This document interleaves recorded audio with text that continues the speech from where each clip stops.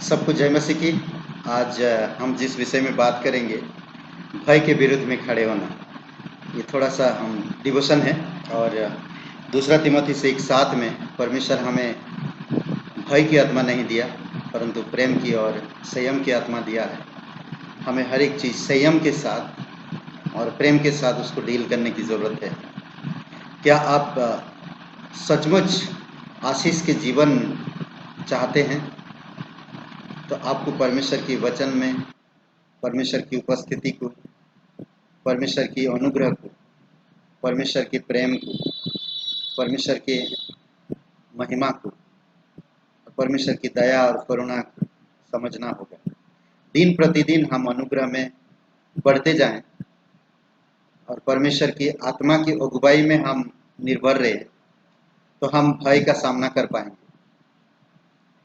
याकूब का 1:4-8 में कहता है कि हम परमेश्वर के करीब आए तो परमेश्वर हमारा करीब रहेगा। हमें शैतान को करीब आने नहीं देना चाहिए, क्योंकि शैतान भय का चालक है और भयभीत इसीलिए करता है ताकि हम परमेश्वर के वचन से दूर रहे और परमेश्वर के अनुग्रह से दूर रहे। इसीलिए आपको मुझे आज समझना होगा और जानना होगा परमेश्वर कितना हम लोगों से प्यार करता है। और थोड़ा सा हम लोग भय के विषय में बात करेंगे। कई सारे मिशनरी, कई सारे लोग हैं आज जो साहस के साथ ऐसे ऐसे जगह पे जाते हैं परमेश्वर के सुसमाचार को लेकर, परमेश्वर के प्रेम को लेकर जो परमेश्वर ने उन्हें दिया है। आज हम देख सकते हैं भय के विषय में कहे तो बहुत सारे ऐसी चीज़ें हैं जो हमें डराता है। माँ बाप का भय, परीक्षा का डर है, पढ़ाई का डर है, झूठ बोलने का डर है, सच बोलने का डर है, कमाने का डर है, खर्च करने का डर है, ऊंचाई का डर है, नीचे का डर है, कई बार गर्लफ्रेंड बॉयफ्रेंड का डर है, नौकरी का डर है, घर का डर है, परिवार का डर है, बच्चे का डर है, बढ़ती उम्र का डर है, अकेलापन का डर है ना, पैसों का डर है, सामान का डर, सम्मान का डर है, मनुष्य का डर, बंद स्थान का डर, भीड़ भाड़ का डर, गुस्सा क्रोध का डर, विवाह का डर, पोल खुल जाने का डर, छुपा रखने का डर, खून से डर, दवाई से डर, जख्म से डर, अंधकार से डर, उजाला से डर है, प्रकाश ना, भलाई का डर है, बुराई का डर है। कई सारे ऐसी चीजें हैं जो हम उन जगहों पर गिरते हैं। पर याद रखिए, दूसरा तिमोथी 1:7 में परमेश्वर आपको भय की आत्मा नहीं दिया, बल्कि साहस की और प्रेम की और संयम की आत्मा दिया। अद्भुत परमेश्वर है। वो परमेश्वर हम लोगों से कितना प्यार करता है, हम इसका अंदाजा नहीं कर सकते, ना हमारी जीवन में इसको अनुभव कर सकते हैं। पर जो अनुभव आप और मैं आज कर रहे हैं, ये सबसे बड़ी बात है। लूका के किताब में हम लोग देख सकते हैं, लूका का 1 अध्याय और वचन 74 और 75, कि वह हमें यह देगा कि हम अपने शत्रुओं के हाथों से छूटकर उसके सामने पवित्रता और धार्मिकता से जीवन भर निडर रहकर उसकी सेवा करते रहे। अद्भुत बात क्या है, हमारी शत्रु से हमें छुड़ाकर धार्मिकता और पवित्रता का जीवन निडरता से जीने के लिए, निडरता से। कितना अच्छा परमेश्वर है और कितना सुंदर से हमें सिखाता और बताता। परमेश्वर की प्रतिज्ञा ऐसा या 41:10 में अगर हम पढ़ते हैं तो बहुत सुंदर प्रतिज्ञा किया, मत डर, मैं तेरे संग हूँ, मैं तेरा परमेश्वर हूँ, मैं तुझे दृढ़ करूंगा, तेरी सहायता करूंगा, अपनी धर्म दाहिने हाथ से मैं तुझे संभाले रहूंगा, इधर उधर मत ताक। हमें इधर उधर देखने की जरूरत नहीं। भय, कोई भी परिस्थिति हमें भय में डालता है। आज दुनिया में देखेंगे लोग डर डर के कारण उन चीजों के गुलाम हो जाते हैं। हमें भयभीत नहीं होना और उन चीजों का गुलाम नहीं जाना। लोग आज कई सारे सांप की डर है, पक्षी की डर है, पेड़ पौधों की डर है, बिजली की डर है, तमाम चीजों की डर है, उनका पूजा पाठ करते हैं। हमें वैसा नहीं करना, क्योंकि आप और मैं जब यीशु मसीह पर विश्वास किए, आपके अंदर जो आत्मा है वो आत्मा भय की आत्मा नहीं, बल्कि साहस और प्रेम और संयम की आत्मा है। और परमेश्वर प्रतिज्ञा कर रहा, डरो मत, मैं तुम्हारे संग। परमेश्वर हमारे साथ हमेशा है। परमेश्वर का वचन प्रतिज्ञा करता है। परमेश्वर कितना अद्भुत है, जो हमारे साथ, हमारे संग, हमारी मदद करता है, हमारी देखभाल करता है, हमें समझता, हमें उन सब डर से सुरक्षित रखता। अद्भुत बात है। कई बार हम सम्मान होने के लिए डरते हैं, कई बार हम गिर जाने के लिए डरते हैं, कई बार हमें लोग पसंद नहीं करते, इस बात पे डरते हैं। कई बार हमारी शब्दों का मैं ठीक से बोल नहीं पाता, इसीलिए डर रहता है। पर कई बार हम लोग इन सब चीजों के बारे में क्यों सोचते हैं?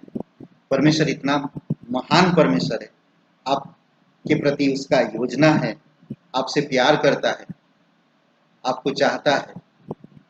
आप उसके तरफ देखना चाहिए, उसकी योजना को समझना चाहिए, उसके वचन की प्रतिज्ञाओं को देखना चाहिए। जब ये सब चीजें आप देखोगे तो परमेश्वर अद्भुत तरीके से आपको अगुवाई करेगा। अद्भुत परमेश्वर है। नीति वचन का 29-25 में मनुष्य का डर रखना फंदा हो जाता है। हम लोग कई बार डर जब आता है तो हम मनुष्य पर भरोसा रखते हैं, कोई मेरा सेवा करे, कोई मेरा देखभाल करे। मनुष्य का भय खाना एक फंदा है। मुझे मनुष्य की भय नहीं खाना, मुझे परमेश्वर की भय खाना। परंतु जो यहोवा पर भरोसा रखता है उसका स्थान ऊंचा किया जाता है। ये मेरा परमेश्वर है। जब मैं परमेश्वर का भय रखता हूँ, मैं ऊंचा होता हूँ, मेरा बुद्धि से भरता है। परमेश्वर मेरा साथ देता है, मेरे साथ साथ चलता है, मेरा सहायता करता है।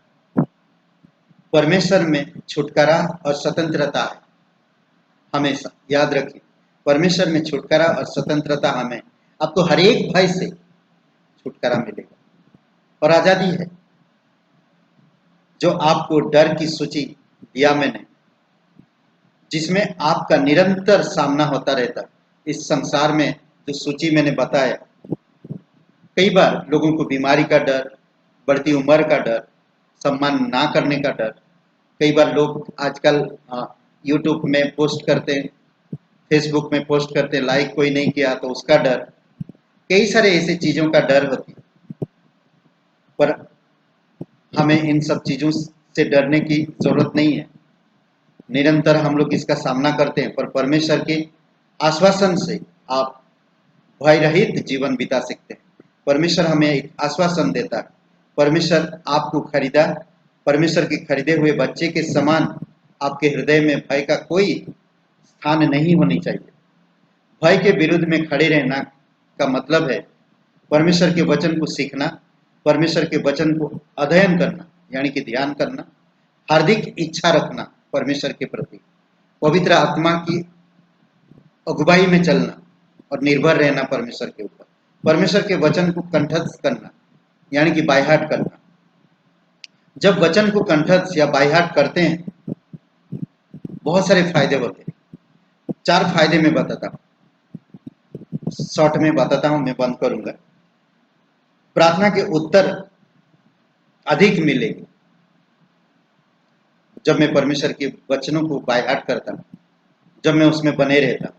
यूहन्ना 15:7 में वचनों को अभ्यास करता, ध्यान करता, परमेश्वर की इच्छा को समझता, परमेश्वर की इच्छा अनुसार मैं चलता, अभ्यास करता, मेरी प्रार्थना उत्तर जल्द मिलेगा और अधिक से मिलेगा। आपको भौतिक शरीर में अधिक आशीष मिलेगी। नीति वचन का 4 अध्याय 20 से 22 में क्या, शरीर आयु को बढ़ाता है, शरीर को भला चंगा रखता है, वचन पढ़ने से आप अच्छी चीजों को अंदर लेते हैं और शरीर भी आपका भला चंगा रहता है। तीसरी बात, आप आत्मा की तलवार पूरे अधिकार से चला सके। इफिसियों का 6वां अध्याय वचन 17 में आत्मा की तलवार जो वचन है परमेश्वर का, आप कहीं भी अच्छा से वचनों का उपयोग कर सकते हैं। कैसे भी परिस्थिति हो वचन याद आ जाए, कैसे भी हालात हो वचन आपको याद आए। इसलिए बहुत जरूरी है कि आत्मा की तलवार पूरे अधिकार से चला सके। आप डर और निराशा पर विजय पा सके, पाने सक्षम बनेंगे जब हम बाइबल को बाय हार्ट करते हैं, वचन को पढ़ते हैं, रोज अभ्यास करते हैं, ध्यान देते हैं, तो कहता अद्भुत बात, डर और निराशा पर विजय पाते हैं अद्भुत तरीके से। ये 4 चीज जो हमें सुरक्षित रखता है। ओके, कोई भी नकारात्मक या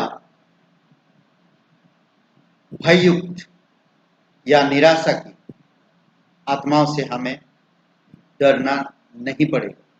कई बार आता है निराशा परिस्थितियां और कई सारे ऐसे चीजें आते हैं जो हम भयभीत होते हैं। इसीलिए बहुत जरूरी है कि आपको मुझे समझना और जानना। वचन याद करना, मैं जानता हूं परमेश्वर मेरी सहायता कर रहा है, मैं तेरे वचन नहीं भूलूंगा। परिस्थितियों में वचन याद आता है। भजन संहिता 119 और वचन 16 में क्या, तेरे वचन में भर के रखूंगा। ऐसे परिस्थितियां आएंगे तो मैं उन परिस्थितियों में वचन को याद कर पाऊंगा। जरूरी, जो मुझे सामर्थ देता है मैं उसमें सब कुछ कर सकता हूँ। फिलिपियों का 4वां अध्याय वचन 13 में, जो मुझे सामर्थ देता है मैं सब कुछ कर सकता हूँ। ऐसे तो भाई के बहुत सारे वचन हैं जो आप बाइबल में पढ़ सकते हैं, देख सकते हैं और जान सकते हैं।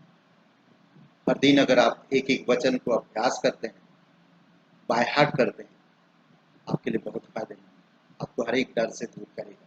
आइए हम लोग प्रार्थना करते हैं। आमीन। हमारे जीवित परमेश्वर, हम धन्यवाद देते हैं, आपकी स्तुति महिमा करते हैं।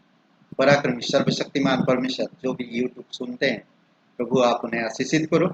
जो भी वचन सुनते हैं पिता, ये हमारी वचन नहीं बल्कि आपकी वचन है, और आप उनको अगुवाई करें।